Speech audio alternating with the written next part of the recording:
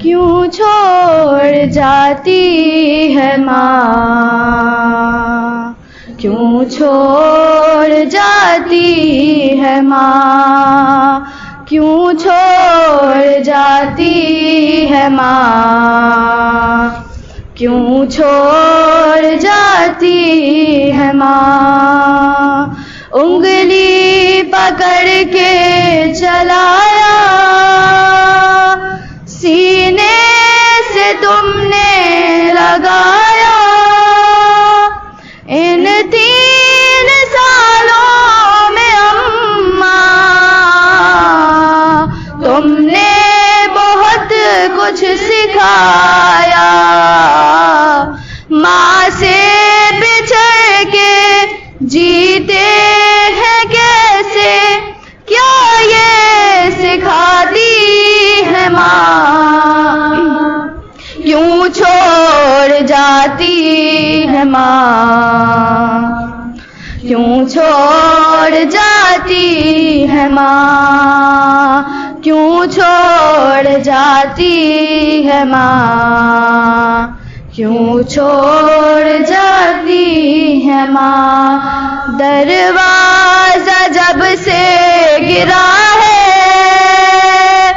پہلو شکستہ ہوا ہے، ٹوٹی ہوئی پسلیاں ہیں، شبیر سب جانتا ہے، تکلیف میں ہوں بچوں کو اپنے، کیا یہ بتاتی ہے ماں، کیوں چھوڑ جاتی ہے ماں، کیوں چھوڑ جاتی ہے ماں، جب سے لگا تازیانہ مشکل تھا مجھ کو سلانا، جب ہاتھ دیکھا تمہارا تب جا کے میں نے یہ جانا، ہو ہاتھ زخمی پھر بھی تھپک کر لوری سناتی ہے ماں، کیوں چھوڑ جاتی ہے ماں، کیوں چھوڑ جاتی ہے ماں، کیوں چھوڑ جاتی ہے ماں، بتاؤ ایک روز ایسا بھی آیا، کیوں چھوڑ جاتی ہے ماں، ایک روز ایسا بھی آیا تھا فاطمہ کا جنازہ، رخ سے کفن جب ہٹایا شبیر نے ماں سے پوچھا، زیرے کفن بھی آواز سن کر آنسو بہاتی ہے ماں، کیوں چھوڑ جاتی ہے ماں، کیوں چھوڑ جاتی ہے ماں، پر محمد وآل محمد صلوات۔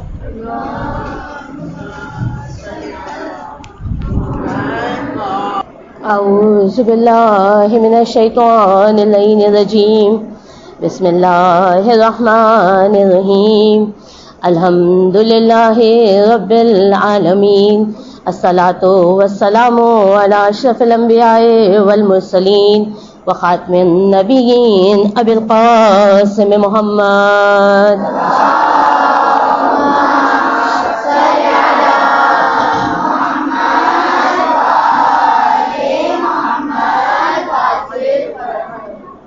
بسم اللہ الرحمن الرحیم۔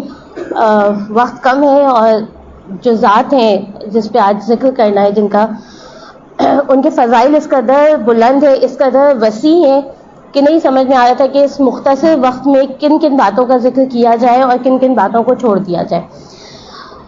ہماری بچیاں ماشاءاللہ بہت واقف ہیں، بہت جگہ سنتی رہتی ہیں کہ جناب خدیجہ کے حالات زندگی کے بارے میں بھی، آپ کی خصوصیات کے بارے میں بھی، کہ آپ کو کیا کیا امتیازات حاصل ہوئے.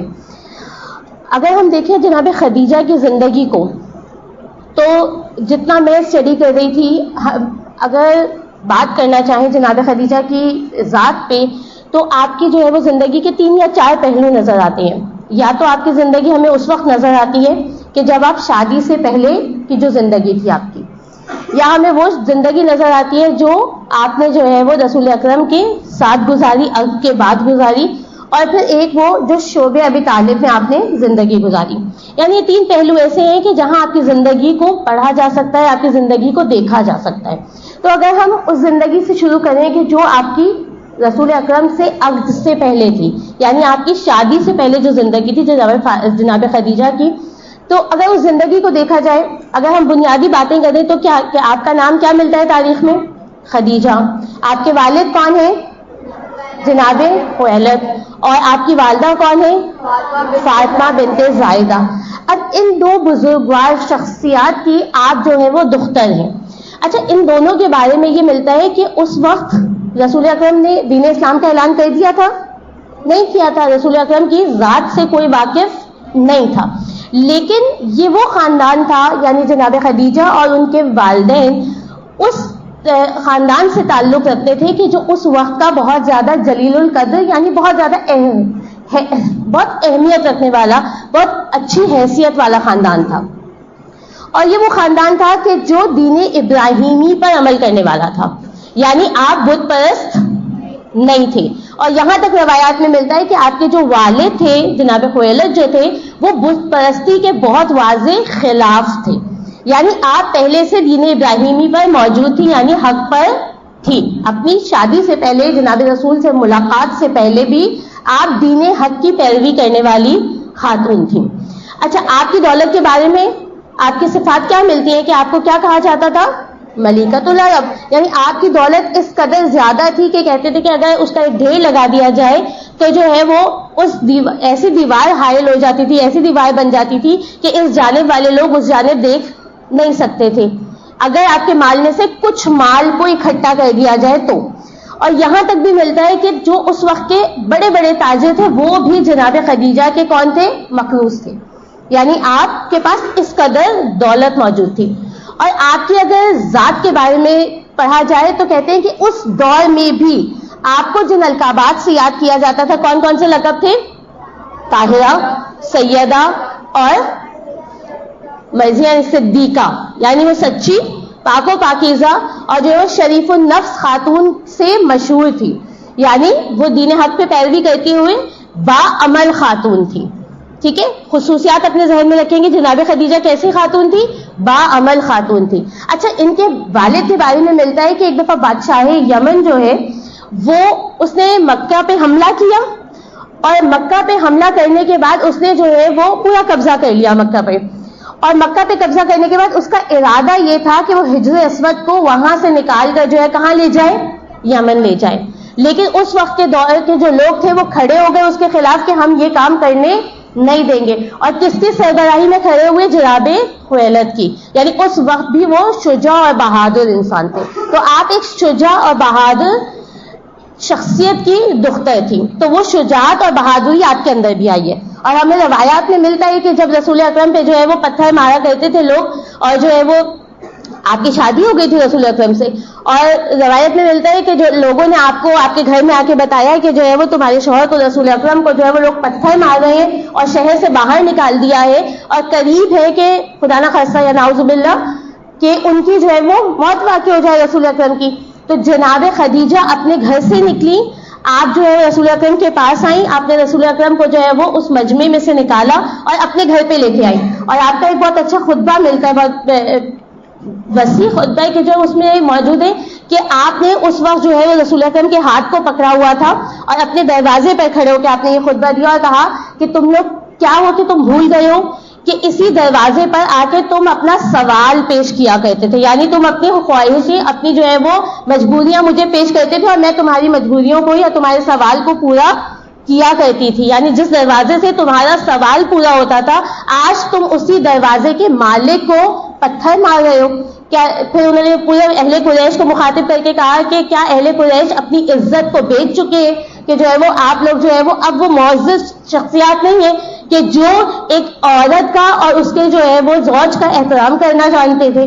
یعنی آپ نے ایک جلیل القدر جو ہے وہ خطبہ لوگوں سے مخاطب ہوئی ہیں وہاں پہ، تو آپ کی بہادری لوگوں کو نظر آ گئی کہ یہ کوئی عام خاتون نہیں ہے، یہ بہت شجاع اور بہادر خاتون ہے.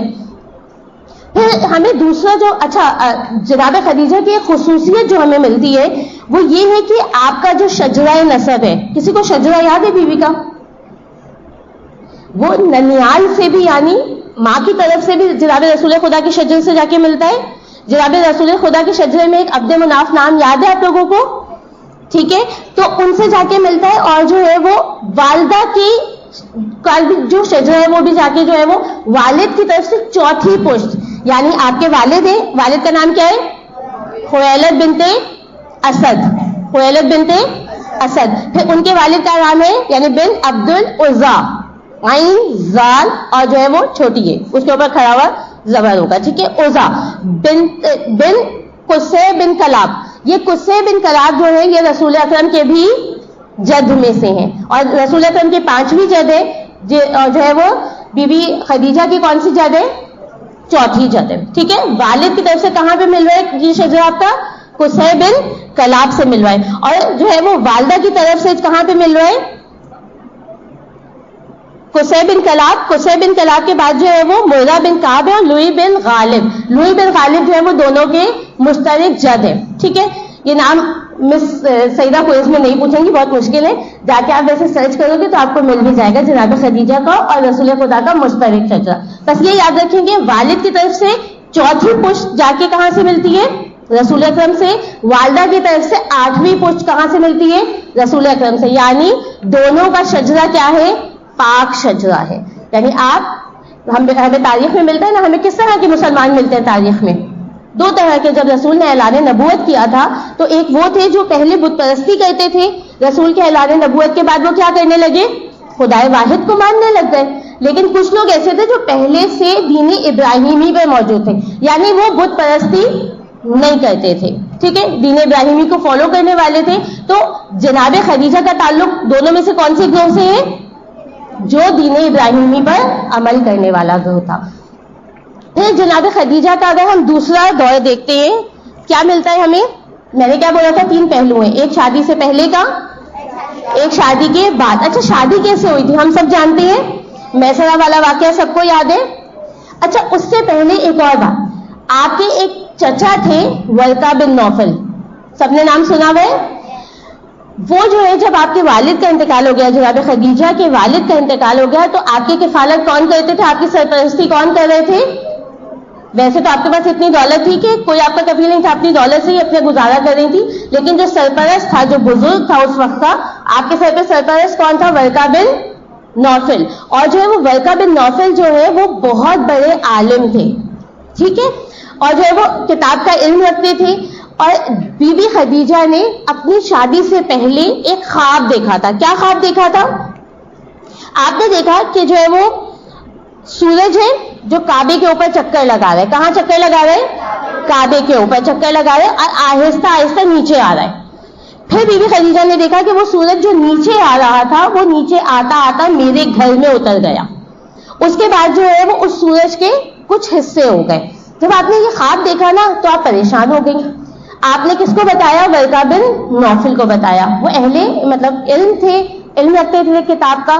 تو انہوں نے اپنے علم پہ اس خواب کی تعبیر یہ کی کہ آپ کی جلد شادی ہو جائے گی اور آپ کی جس سے شادی ہوگی وہ کوئی بہت معزز شخصیت ہوں گی، یعنی معاشرے میں ان کی اچھی عزت ہوگی، اچھا نام ہوگا، اور پھر آپ ان سے جو ہے وہ صاحب اولاد بھی ہوں گی، یعنی آپ کی ان سے آگے نسل چلے گی. تو اس خواب کی تعبیر کے بعد اچھا ایک اور ہے محمد اشتہار دی ہے اپنی کتاب میں. کتاب کا نام یاد رکھیں گے، سیدۃ العرب. کیا ہے؟ ٹھیک ہے، اس کتاب میں آپ کیا لکھتے ہیں کہ جو محمدی اشتہادی ہیں وہ کہتے ہیں کہ جو ہے وہ اس خواب کے بعد جب بھی ورقہ بن نوفل جو ہے وہ جناب خدیجہ کے پاس آتے تھے تو کیا کہتے تھے، جب آپ سے ملاقات کرتے تھے تو وہ کہتے تھے کہ اے خدیجہ تم جلد ایسے شخص کی بیوی بننے والی ہو، زوجہ بننے والی ہو جو زمین و آسمان میں بلند ترین انسان ہوگا. یعنی انہوں نے اپنے علم سے یہ دیکھ لیا تھا کہ جس کے ساتھ جناب خدیجہ کا عقد ہوگا وہ کوئی معمولی انسان نہیں ہوگا. اور پھر جو ہے وہ انہوں نے جو ہے وہ اس معمولی پھر ورقہ بن نوفل نے جو ہے وہ اپنی کتاب میں جو رسول اکرم کی نشانیاں موجود تھیں وہ جناب خدیجہ کو بتاتے رہتے تھے. کہتے تھے کہ ہماری کتاب میں لکھا ہوا ہے کہ جو ہے وہ ایک ایسا نبی آئے گا جو یتیم ہوگا، اس کا عرب خاتون سے جو ہے وہ نکاح ہوگا، اور جو ہے وہ عرب خاتون جو ہے وہ اس کی بہت زیادہ جو ہے وہ خدمت کرے گی. تو جناب خدیجہ نے ایک اپنے ذہن میں ایک آئیڈیل بنا لیا تھا نبی کا، اور وہ بہت مشتاق تھی، وہ بہت منتظر تھی کہ وہ نبی خدا کیسا ہوگا، اور وہ اس نبی خدا کا انتظار کرنے لگ گئی تھی. پھر جب یہ خواب آپ نے دیکھا تو اس کے بعد سے وہ انتظار اور زیادہ بڑھ گیا. ہم بھی انتظار کر رہے ہیں. کس کا انتظار کر رہے ہیں؟ اچھا، بی بی خدیجہ نے کیا صرف انتظار کیا؟ نہیں، اس کے ساتھ ساتھ پاک دامنی برقرار رکھی. یعنی آپ جو ہے وہ اس وقت کی شریف ترین خاتون تھیں. آپ نے اپنے کردار کو محفوظ رکھا. اس وقت کا دور کیسا دور تھا؟ برائیاں عروج پہ تھیں، اور جو ہے وہ لوگ جو ہے وہ ایک دوسرے کا قتل کرنے میں دیر نہیں لگاتے تھے. لیکن اس وقت بھی جناب خدیجہ کس طرح مشہور تھی کہ جناب خدیجہ کی سخاوت بہت مشہور تھی. کیا مشہور تھی؟ اور یہ مشہور تھا کہ اگر کوئی بھی در خدیجہ پہ جائے گا تو خالی ہاتھ لوٹ کے نہیں آئے گا. اور بہت سارے لوگوں کی جو ہے وہ جو مالی مشکلات تھی ان کا حل آپ کے در سے مل جایا کرتا تھا. اور جو ہے وہ آپ جو ہے وہ بہت زیادہ سماجی کارکن تھی. یعنی جہاں بھی آپ کو پتا چلتا تھا کہ کوئی مشکل میں گرفتار ہے آپ اس کی مدد کے لیے حاضر ہو جایا کرتی تھی. اور ہم یہ پچھلی گفتگو میں سن چکے ہیں کہ جو ہے وہ سخاوت ایک ایسی کوالٹی ہے کہ جس کی وجہ سے عذاب بھی جو ہے وہ برطرف ہو جایا کرتے ہیں. یعنی خداوند عالم نے اس خصوصیت کو پسند فرمایا. جناب خدیجہ کی خصوصیت تھی کہ وہ سخی تھی اور جو ہے وہ پاک دامن تھی. اچھا، اس کے بعد جو ہے وہ جب آپ کو یہ خواب بھی دیکھ لیا، اب آپ انتظار بھی کر رہی ہیں، پھر آپ کو اپنے غلام سے پتہ چلا کس کا؟ رسول خدا کے بارے میں، کہ جو ہے وہ اس طرح ایک شخص ہے اور جو ہے وہ اس کے ساتھ بادل جو ہے وہ سایہ کرتا ہے. اور جب پوری خصوصیات پتہ چلی تو بی بی منتظر تو تھی نا، تو انہوں نے کنفرم کرنے کے لیے کہ کیا یہ وہی نبی خدا ہے کہ جس کے بارے میں مجھے میرے چچا ورقہ بن نوفل نے بتایا تھا. آپ نے کیا کیا؟ سب کو پتہ ہے کیا کیا تھا؟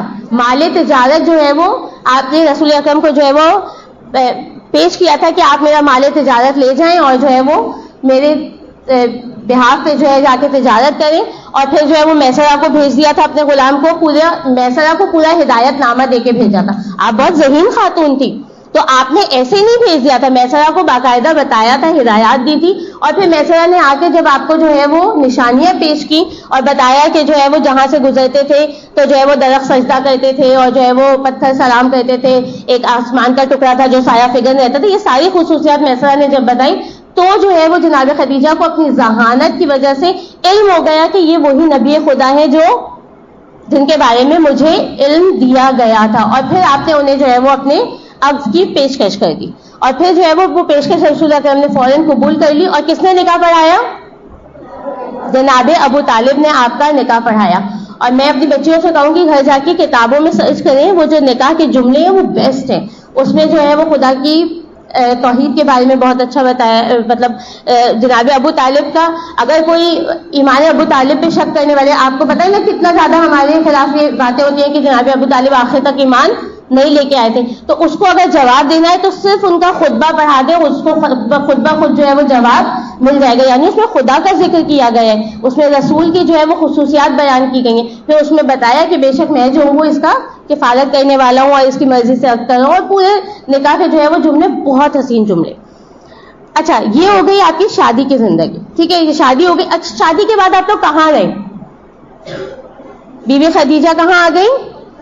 رسول اکرم کے گھر آ گئی. اب یہ دوسری زندگی کا پہلو شروع ہو رہا ہے. اب آپ کہاں رہتی تھی جہاں پہ آپ کے پاس کنیزوں کا ایک ہجوم ہوا کرتا تھا؟ آپ ملیکہ تو لڑک تھی، لیکن جب رسول کے گھر میں آئیں تو پھر کنیزوں کو ساتھ لے کے آئی تھی. اپنے کام خود کرتی تھی, رسول اکرم کے کام بھی خود کرتی تھی. یعنی اب آپ اپنے اوپر رکھ کے سوچو کہ ایک ایسی بچی ہو جو گھر میں کبھی کام نہیں کرتی, اس کو اچانک کام کرنا پڑ جائے, مشکل ہوگا. لیکن بی بی خدیجہ کا ہمیں ملتا ہے کہ آپ نے بہت فخر کے ساتھ جو ہے رسول اکرم کے کام سنبھالے, اور جو ہے وہ کبھی رسول سے شکایت نہیں کی, یعنی سارے کام خود کرتی تھی. وہ ملکۃ العرب ہونے کے باوجود اپنے تمام کام اور رسول اکرم کے کام خود انجام دیا کرتی تھی. اور پھر جو ہے وہ اچھا یہاں پہ ایک بیت کا ذکر ہوتا ہے کہ جب رسول اکرم کے گھر آپ تشریف لیں, کچھ عرصہ جو ہے وہ بیت ابو طالب میں رہے. یہ دونوں کہاں رہے؟ بیت ابو طالب میں رہے. پھر تھوڑے عرصے کے بعد جو ہے وہ رسول اکرم شفٹ ہو گئے کہاں پہ؟ بیت خدیجہ میں. کہاں پہ شفٹ ہو گئے؟ بیت خدیجہ میں, یعنی جناب خدیجہ کے گھر میں چلے گئے. اچھا یہ بیت خدیجہ جو ہے یہ بہت زیادہ خصوصیت کی حامل ہے کہ بیت خدیجہ اب تو مسمار کر دی گئی ہے, اور جو ہے وہ مکہ میں موجود تھی. علماء نے اپنی ایک کتابوں میں لکھا ہے صفا و مروا کے پاس کہیں موجود تھی, کوئی بازار ہوا کرتا تھا اس سے گزر کے, لیکن اب وہ کچھ بھی جگہ موجود نہیں ہے, مسمار کر دی گئی ہے. اور بیت خدیجہ کی خصوصیات یہ ہیں کہ پہلی خصوصیت کیا ہے کہ رسول اکرم نے اس کا انتخاب کیا اپنی رہائش کے لیے. یعنی رسول اکرم یہاں شفٹ ہو گئے, اور اس کے بعد جناب خدیجہ کی وفات کے بعد بھی ہجرت مدینہ تک کہاں پہ تھے رسول اکرم؟ بیت خدیجہ میں تھے. ٹھیک ہے, پھر اس بیت خدیجہ میں بی بی فاطمہ کی ولادت ہوئی ہے. کس کی ولادت ہوئی ہے؟ بی بی فاطمہ کی, یعنی مولود گاہ ہے کس کی؟ جناب فاطمہ کی. بہت عظیم جگہ ہے. پھر تیسری فضیلت یہ ملتی ہے کہ وہاں ایک قبہ تھا. قبہ کس کو کہتے ہیں؟ قبہ کس کو کہتے ہیں؟ ایک گنبد ٹائپ کی کوئی جگہ, لیکن گھر میں آپ ایسا کہتے ہیں کوئی ایک مقام تھا. ٹھیک ہے, ایک مقام تھا جہاں پہ وحی نازل ہوتی تھی, اور اسے قبۃ الوحی کہتے ہیں. کیا کہتے ہیں؟ اس بیت خدیجہ میں قبۃ الوحی تھا. اچھا ایک اور جگہ پہ وحی نازل ہوئی, سب سے پہلی وحی کہاں پہ؟ غار حرا ابھی تک موجود ہے. اچھا غار حرا میں پہلی وحی نازل ہوئی, لیکن بہت ساری وحی کہاں پہ نازل ہوئی؟ قبۃ وحی میں. ٹھیک ہے, قبۃ الوحی میں.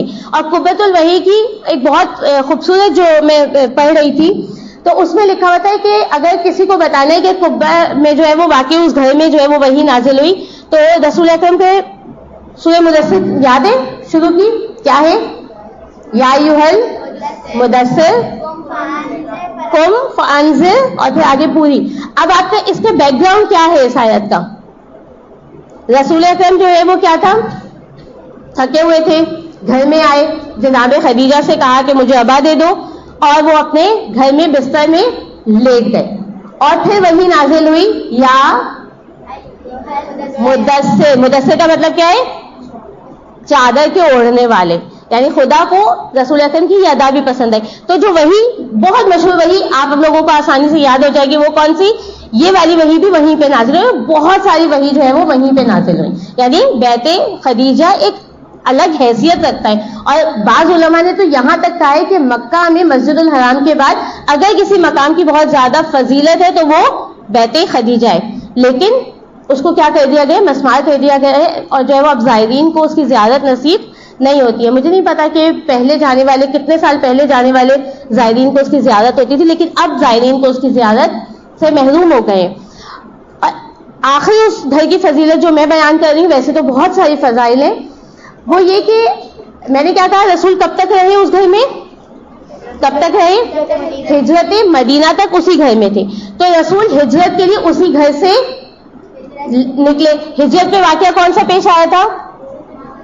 امام علی بستر رسول پہ سو گئے تھے اور مرضی خدا کو خرید لیا تھا. تو جو وہ والی آیت ہے مرضی خدا والی, وہ بھی کہاں پہ نازل ہوئی؟ اسی گھر میں, یعنی یہیں پہ بیت خدیجہ میں رسول اکرم کی جگہ جو ہے وہ فدیہ کے طور پر مولا کائنات سو گئے. جو کافرین تھے, مہاجرین تھے, انہوں نے جو ہے وہ اس کا حصار کر لیا. رسول اکرم نے مٹی پھینکی اور پھر وہاں سے نکل گئے, ان کو نظر نہیں آئے, اور پھر بعد میں وہ ننگی تلواریں لے کے مولا کائنات کے سر پہ آ کے کھڑے ہو گئے تھے اور پوچھ رہے تھے کہ رسول کا وہ والا واقعہ بھی کہاں پہ ہوا ہے؟ بیت خدیجہ میں. تو یہ بیت خدیجہ ہمارے نزدیک بہت زیادہ اہمیت کا حامل ہے, لیکن جو ہے وہ اس کو مسمار کر دیا گیا. اچھا پھر بی بی خدیجہ کی اگر ہم زندگی دیکھیں, اس کے بعد کون سی زندگی شروع ہو جاتی ہے؟ شعب ابی طالب کی. پہلی ملکۃ العرب ہونا, کنیزوں کا ہجوم ہونا, وہاں سے کہاں پہ آ گئی؟ رسول اکرم کے پاس. وہاں کنیزوں کا نہ ہونا اور گھر کے کام خود کرنا مصیبت ہے, جسمانی مصیبت ہے. اور اسی اسنا میں جو ہے وہ جب غار حرا پہ رسول اکرم چلے جاتے تھے تو پھر آپ کھانا لے کے وہاں جاتی تھی. کوئی چل سکتا ہے اس طرح کوئی عورت ہو اور جو ہے وہ اتنی بلندی پہ؟ ابھی بھی ہم اتنے راستہ ہموار ہو گئے, اس کے بعد بھی بہت ساری خواتین جب جاتی ہیں تو جو ہے غار حرا تک نہیں جا پاتی ہیں, لیکن جناب خدیجہ اس دور میں وہاں پہ کھانا لے کے جایا کرتی تھی. اور پھر وہ زندگی جو شعب ابی طالب نے گزاری, کم مصائب نہیں تھے جناب خدیجہ کے. کہ شعب ابی طالب میں آپ سب جانتے ہیں کہ جو ہے وہ آپ کو جو ہے وہ بائیکاٹ کر دیا گیا تھا, سوشل بائیکاٹ. آپ کے پاس جو ہے وہ کسی طرح سے غذا پہنچائی نہیں جاتی تھی, بہت چھپ چھپ کے شروع میں غذا آتی رہی, جو جناب خدیجہ کا مال تھا وہ سارا ختم ہو گیا. اور یہاں تک نوبت آ گئی, 3 سال شعب ابی طالب میں رہے, یہاں تک نوبت آ گئی تھی کہ مسلمان جو ہے وہ کیا کھانے کے لیے مجبور ہو گئے تھے؟ جڑی بوٹیاں. وہاں کی جو ہے وہ جو پودے اور جو کھانے کے قابل چیزیں تھی وہ کھانے لگتے تھے. اور اس قدر مختصر غذا ملتی تھی کہ کہتے ہیں کہ کبھی کبھار تو صرف اتنی روٹی ملتی تھی کہ ایک ایک نوالا کھایا جاتا تھا. اس میں بچے بھی موجود تھے, اس میں بزرگ بھی موجود تھے, اور جو ہے وہ خواتین بھی موجود تھیں. کوئی آسان زندگی جناب خدیجہ نے نہیں گزاری. اور یہ بیت خدیجہ وہی گھر ہے کہ جس میں جناب خدیجہ پہ وہ وقت بھی آیا کہ ایک شعب ابی طالب میں ایک جڑی بوٹی کھا لینے کی وجہ سے, جس میں مشہور روایت کی بنا پر کہ جو زہر والی تھی اس کی وجہ سے آپ بیمار ہو گئی, اور جب محاصرہ ختم ہوا اور آپ اپنے گھر آئیں تو آہستہ آہستہ علیل ہو کے آپ اس زار فانی سے رحلت فرما گئی. یعنی وہ وقت آیا کہ جب آخری وقت آیا ہے نا جناب خدیجہ کا, تو آپ نے وصیت کی. عجیب وصیت ملتی ہے بیوی کی.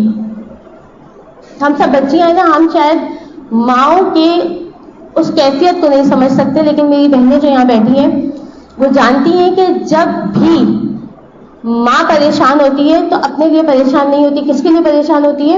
اولاد کے لیے پریشان ہوتی ہے. ماں اپنے اوپر سب کچھ برداشت کر لیتی ہے, لیکن جب مشکل وقت اولاد پہ آتا ہے تو برداشت نہیں ہوتا. اور جب یہ آخری وقت آیا نا جناب خدیجہ کا, تو روایت میں ملتا ہے کہ رسول اکرم سے جب وصیت کی ہے نا تو آپ نے فرمایا کہ یا رسول اللہ, میرے بعد میری فاطمہ کا خیال رکھیے, خیال رکھیے گا کہ کوئی میری فاطمہ کو جھڑکے نہیں. اور یہ لفظ بھی ملتا ہے کہ کوئی میری فاطمہ کو تماچا نہ مارے. میں کہوں گی ہر جناب خدیجہ آپ کی یہ وصیت پوری نہیں ہوئی, کیونکہ بعد رسول جب دل کو جلایا گیا تو بھی تازیانہ مارنے کا ملتا ہے. بی بی فاطمہ کو تماچا مارنے کی روایت بھی ملتی ہے کہ مولا کائنات خود کہتے ہیں, جب ان سے کسی نے کہا تھا کہ مرد کے لیے مصیبت کی گھڑی کون سی ہے, تو آپ کہتے ہیں کہ اس کی زوجہ پہ کوئی ہاتھ اٹھائے اور وہ کچھ نہ کر سکے. یعنی علی جیسا بہادر, اس کے سامنے اس کی زوجہ پہ ہاتھ اٹھایا جائے اور علی جیسا جری اور بہادر خاموش دیکھتا ہے, آسان نہیں ہے. پھر بی بی خدیجہ نے جو ہے کہا کہ مجھے ایک اور وصیت کرنی ہے, لیکن یا رسول اللہ آپ سے مانگتے ہوئے شرم آتی ہے, آپ فاطمہ کو میرے پاس بھیج دیں. بی بی فاطمہ کا سن بہت چھوٹا ہے, 3 سال یا 4 سال. خود سوچے 3 یا 4 سال کی بچی ماں کا آخری وقت کیسے دیکھ رہی ہوگی. ماں نے اپنے پاس بلایا اور کہتی ہے کہ مجھے شرم آتی ہے کہ میں جو ہوں وہ تمہارے بابا سے کوئی چیز طلب کروں, لیکن اپنے بابا سے کہنا کہ جب میں اس دنیا سے چلی جاؤں تو مجھے تاریکی قبر سے بہت خوف آتا ہے, مجھے قبر کی مشکلات سے بہت ڈر لگتا ہے, تو اپنی ابا مجھے بطور کفن دے دیں. رسول اکرم نے ابا کو بطور کفن دیا, لیکن خداوند عالم نے خدیجہ کے احسانات کا بدلہ ایسے دیا کہ جنت سے جناب خدیجہ کا کفن آیا. رسول خدا نے اپنی ابا بھی دی کفن کے طور پہ اور جنت کا کفن بھی دیا. میں کہتی ہوں کہ بیوی جب اس قدر مطلب ملکۃ العرب تھی, اپنی دولت کو پورا اسلام کے اوپر جو ہے وہ خرچ کر دیا, اپنی اولاد, کیونکہ اگر ہم اسلام کو دیکھیں تو اولاد خدیجہ اور مال خدیجہ کے علاوہ ہمیں کچھ نظر نہیں آتا, لیکن وہ خاتون بھی جب مر رہی ہیں, اس دنیا سے جا رہی ہیں, رحلت فرما رہی ہیں, تو پریشان ہے کہ میری قبر کی پہلی رات کیسی ہوگی. خداوند عالم بی بی خدیجہ کے صدقے میں ہم سب مومنین و مومنات کی اس پہلی قبر میں پہلی رات جو ہماری قبر میں ہوگی ہم پر رحم فرمانا. پھر جناب خدیجہ، میں نے کہا نا کہ ماں ہمیشہ اولاد کے لیے پریشان رہتی ہے. ہم نے بارہا روایات میں سنا کہ جب امام حسین مدینے سے گئے تو جناب فاطمہ نے اپنی قبر کو چھوڑ دیا. میں عجیب روایت پڑھ رہی تھی کہ کتاب بیت الاحزان میں لکھا ہے، شیخ عباس قمی روایت کرتے ہیں کہ امام جعفر صادق سے روایت ہے کہ جب پہلا بروز قیامت پہلا کون سا مقدمہ ہوگا، آپ نے اپنے اصحاب سے پوچھا کون سا مقدمہ ہوگا جو پیش کیا جائے گا، تو کہتے ہیں کہ پہلا مقدمہ محسن کا مقدمہ ہوگا جو خداوند عالم کی بارگاہ میں پیش کیا جائے گا. اور ایسے ہی پیش نہیں کیا جائے گا، جناب محسن کو جناب خدیجہ اٹھائے ہوئے ہوں گی، جناب فاطمہ بنت اسد ساتھ ہوں گی، اور جناب خدیجہ سوال کریں گی یا اللہ کیا میری فاطمہ کا یہ حق بنتا تھا کہ اس کے محسن کو اس دنیا میں آنے سے پہلے شہید کر دیا جائے. جناب فاطمہ بنت اسد کہیں گی کہ یا اللہ میرے علی نے اس دین کے لیے جتنی قربانیاں دی، کیا اس کا حق بنتا تھا کہ اس کی نسل کو اس دنیا میں آنے سے پہلے شہید کر دیا جائے. اور روایت میں عجیب سے جملے ملتے ہیں کہ جب رسول اکرم تدفین کر کے واپس آئے نا تو جناب فاطمہ گھر میں اکیلی تھی. ایک دفعہ بابا کو دیکھا، بابا کے گلے لگ گئی، کہتی ہے بابا میری ماں کو کہاں چھوڑ کے آئے.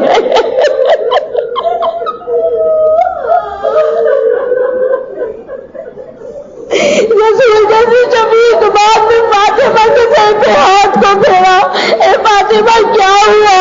ماں اگر اس دنیا سے چلی گئی، میں باپ تو تمہارے سر پہ موجود ہوں.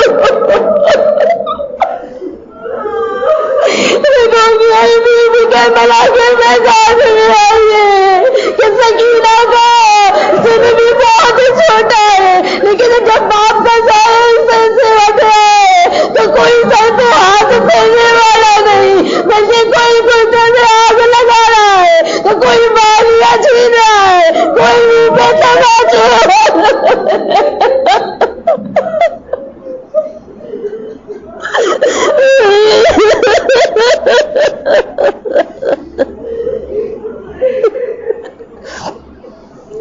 اللہ علیہ القوم الظالمین. مائلہ تجھے واسطہ محمد و علی محمد کا ہمارے قائم علی محمد کے ظہور تاجیل عطا فرما. ہمیں امام زمانہ کی نصرت میں شہادت کی موت نصیب فرما. ہمارے تمام گناہوں کبیرہ اور صغیرہ کو بخش دے. مولا ہمیں ویسا بننے کی توفیق عطا فرما جیسا ہمارا امام ہمیں دیکھنا چاہتا ہے. اس ماہ رمضان المبارک میں ہمارے گناہوں کو بخش دے، ہمیں جنت کی نوید سنا دے، ہمیں عذاب جہنم سے محفوظ فرما دے، ہمیں آزادی جہنم کا پروانہ دے دے. ربنا تقبل منا انک انت السمیع العلیم.